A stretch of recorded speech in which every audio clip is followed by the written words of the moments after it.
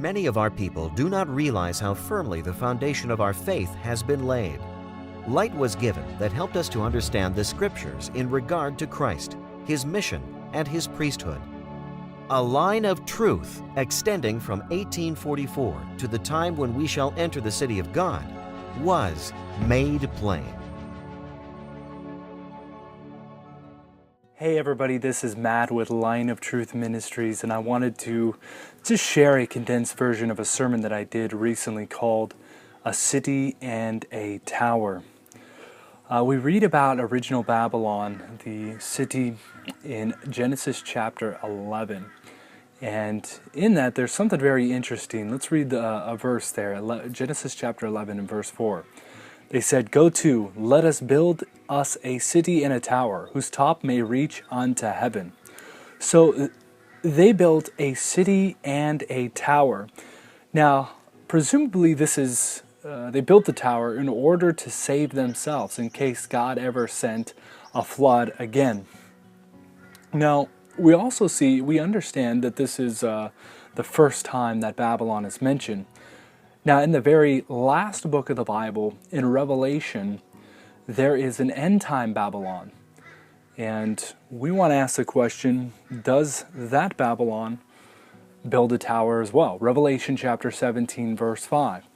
"Upon her forehead was a name written, Mystery, Babylon the Great, the mother of harlots and abominations of the earth." So the end-time Babylon is the enemy of God. She is a mother that has daughters. The name Babylon is derived from that Genesis 11 account, and it means confusion. And in that account in Genesis, we saw that that city had a city and a tower. And the end-time Babylon, she is a mother, so she has daughters. Do they also build towers? Well, if they do build towers, what is the tower? What is that tower that they were building back in Genesis 11? What did it represent at the very end of time? Well, I believe that it represents man-made creeds. In Patriarchs and Prophets, page 123, it says, "In the professedly Christian world, many turn away from the plain teachings of the Bible and build up a creed from human speculation and pleasing fables, and they point to their tower as a way to climb up to heaven." So many people in the Christian world are turning away from the plain teachings of the Word and building up a creed based upon human speculation and fables. Now, God had a plan to restore the teachings, the plain teachings of the Bible, and so He, by His providence, raised up a group of believers that believed in the second coming. These were the Advent believers of the 1840s. Many people know that movement today by the Adventist Church. But it started off as a movement of believers. Now, generally, people familiar with that Adventist movement, they generally know that the pioneers of the Adventist Church were very against a creed or setting up a creed. People are fairly familiar with that, but do they know why? Well, I'd like to share why they were adamantly, very strongly opposed to setting up a creed. Well, number one, they believe that it leads to apostasy. Number two, they believe that it shut out the gifts of the Spirit. Number three, and that it robbed the ministers and the members of an experience. So you may be wondering, what is a creed? A creed is basically a brief summary of articles of Christian faith. It's a statement of faith, essentially. That is a creed. You may be wondering, well, what is so bad about stating what you believe? Well, according to Jan Lofborough, an early Adventist pioneer, he came up with 5 steps of apostasy based on history. So number one, a creed leads to apostasy. This is why it's dangerous. And he got this from history. So what is the first step of apostasy? Forming a creed, number one. Expressing their faith in man-made phrases instead of adhering to the word of the Lord. So expressing faith in man-made phrases. So taking ideas or thoughts from the Word of God and expressing them in man-made ways. Well, what is the next step? The next step is actually making that man-made creed or that man-made phrase a test of fellowship, number 2. Number 3 is making the creed a rule by which all heretics must be tried. Number 4, constituting themselves a tribunal for the trial of heretics and excluding from their fellowship all who would not assent to their creeds. And number 5, having thus kindled a hatred at their own hearts against all who did not conform to their creeds, they next invoked and obtained the aid of the civil power. He finishes up his 5 steps of apostasy and just adds a little note at the end. It says, then appeared on the stage of action one class of professed Christians with a head over them, actually declaring that he was God on earth, persecuting another class of Christians who were conscientiously following the Lord and his word. We understand he is speaking about the Roman apostate system, that Roman Catholic Church that was set up in the medieval ages, in the Dark Ages, that ruled over the consciences of men. Now, he got his 5 steps of apostasy from the formation of that system. And the pioneers understood this. Ellen White understood this. But the thing is, they also had an experience. They themselves had come out of creed-bound churches, for the most part. So in the 3rd volume of the Spiritual Gifts, page 30, Ellen White writes, the second angel's message brought the Adventists from creed-bound churches where they could be reached by the gifts, be united, and be prepared for the coming of the Lord.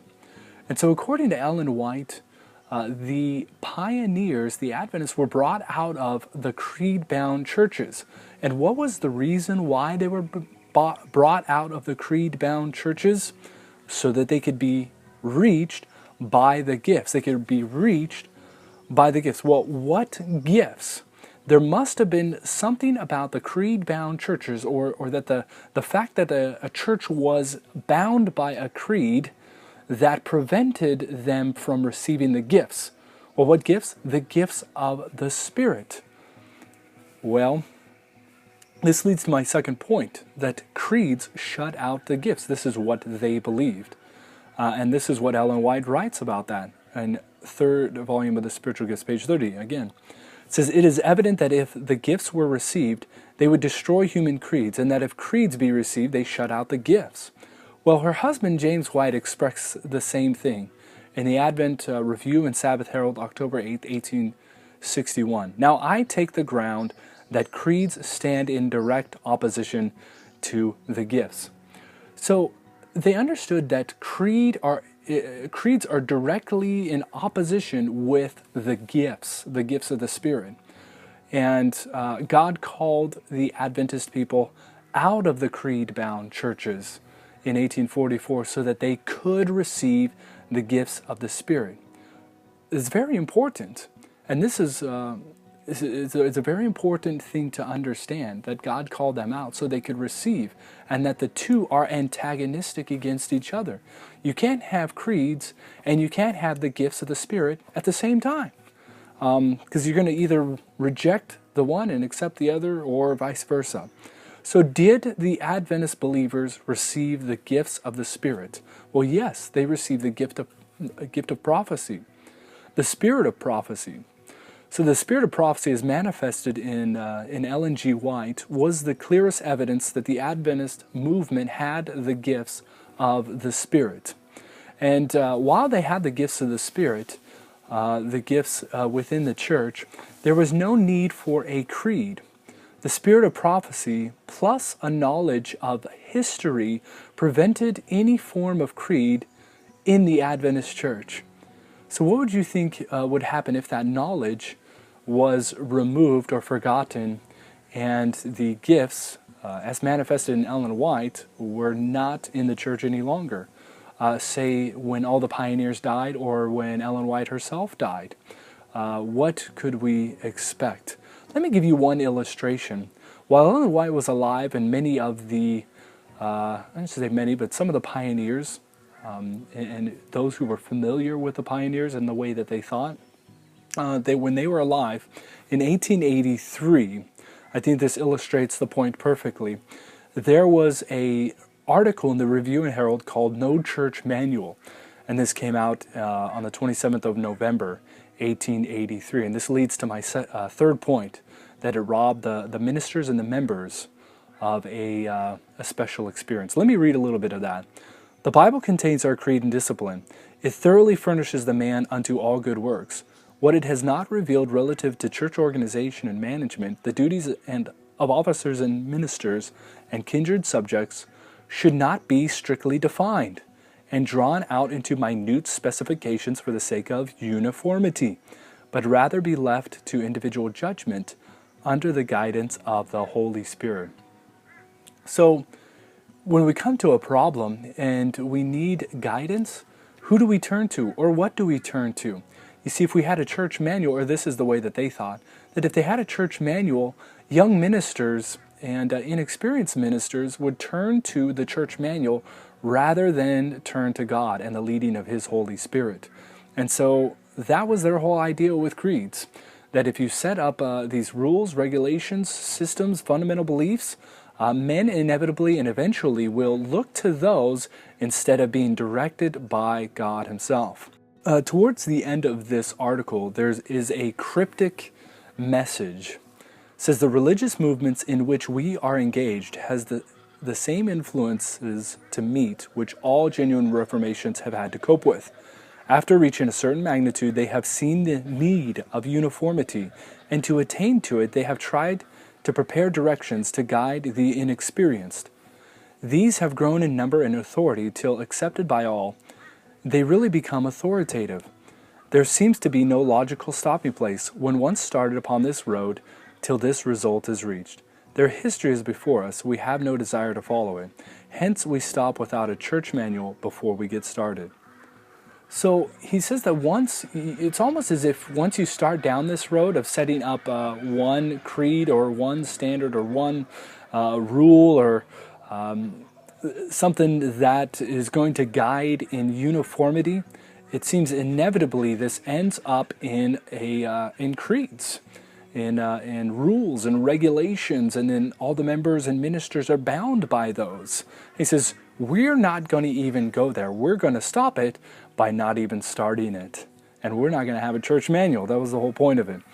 The end of this is very interesting. I want to read that to you. It says, for these and other reasons, a church manual was rejected. It is probable it will never be brought forward again.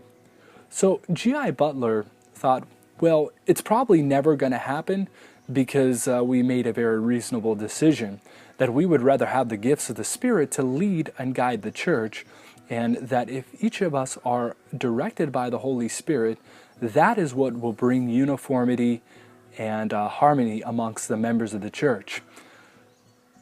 Well, do we have a church manual today? Well, that should give you a clue that eventually a church manual did come in. I guess they did not completely consider the decision that was made in 1883 and the implications of starting a church manual. But not only does the Adventist Church currently have a church manual, it also has baptismal vows, fundamental beliefs, GC working policy, all these rules and regulations. And we got to ask the question, well, does the church today have a creed? Are those creeds? Are we bound by them? I would say that those that lived in 1883 and before that, the pioneers, I would say that they would look at today's church and they would say, yes, definitely, we have a creed. And remember, a creed shuts out the gifts. And so you wonder why, if you've ever questioned why there is so much disunity within the church, it's because we have set up man-made creeds and shut out the gifts of the Spirit. Now, you may say, well, what about the 28 fundamental beliefs? It says that the SDAs accept the Bible as their only creed. Well, let's go ahead and read that. Seventh-day Adventists accept the Bible as their only creed and hold certain fundamental beliefs to be the teaching of the Holy Scriptures. Well, it says that, yes, they accept the Bible as their only creed, but then they add something else. It says, and the Bible as their only creed and hold certain fundamental beliefs. So If the Bible is truly the only creed, and members are bound only to that creed, let me ask a simple question. What if a believer, a member, believes something differently than the 28 fundamental beliefs? Would they be disciplined? Well, let's find out what the church manual says. The reasons for which members shall be subject to discipline are denial of faith in the fundamentals of the gospel and in the fundamental beliefs of the church, or teaching doctrines contrary to the same. That is from the Seventh-day Adventist Church Manual.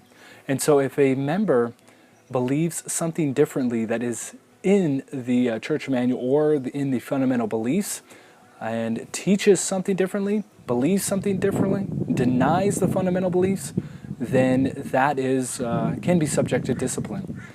So I think we should all take Sister White's writings, especially when she says in Third Manuscript Release 432.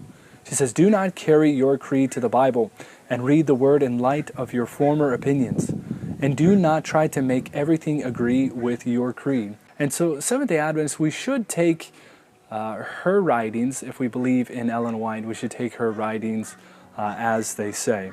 And I think right here this is good advice. Do not carry your creed to the Bible. I see many Christians doing that, and I see many Adventists doing that as well. Babylon points to their human creed, and it is what has led to her fall. It's what has led to the Protestant churches, the fall of the Protestant churches. I want to read that quote again from Patriarchs and Prophets. "In the professedly Christian world, many turn away from the plain teachings of the Bible and build up a creed from human speculations and pleasing fables, and they point to their tower as a way to climb up to heaven." Many people within the Adventist church are unknowingly pointing to a tower that they have built, or that the church has built. That tower may be that the ship is going through, that, or I should say the 501c3 organizational ship is going through, that the fundamental beliefs voted by the General Conference is the voice of God, and we need to accept these man-made decisions as the voice of God, or accept the church manual because it was voted on by the GC. The list goes on. But many people are pointing to those towers in the same way that people within Catholicism and other Protestant denominations point to their towers. I just want to remind everybody that in Isaiah chapter 30, verse 25, it says that, "And there shall be upon every high mountain and upon every high hill rivers and streams of water in the day of the great slaughter, when the towers fall." So in the day of the great slaughter, the towers will fall. No man-made tower or creed will save a single soul. In the end, there is only one city and one tower that will prevail to save God's people. Revelation 21, verse 10, "And he carried me away in the Spirit to a great and high mountain, and showed me that great city, the holy Jerusalem, descending out of heaven from God." So the city is New Jerusalem. Is there a tower within New Jerusalem? Psalm 18, 1-2. "I love thee, Lord, O Lord, my strength. The Lord is my rock and my fortress and my deliverer, my God, my strength in whom I will trust, my buckler and the horn of my salvation, and my high tower." In the very end of time, in the day of the great slaughter, all the towers, all the man-made creeds, all the man-made systems, anything that man has built up as an assurance to salvation will fall. There is only one that can save us at the very end, and that is my high tower. That is our God. Thank you for watching this video from Line of Truth Ministries. You can help get this timely and important video out by liking, sharing, and subscribing to our YouTube channel. Also, don't forget to check out our website, lineoftruth.org.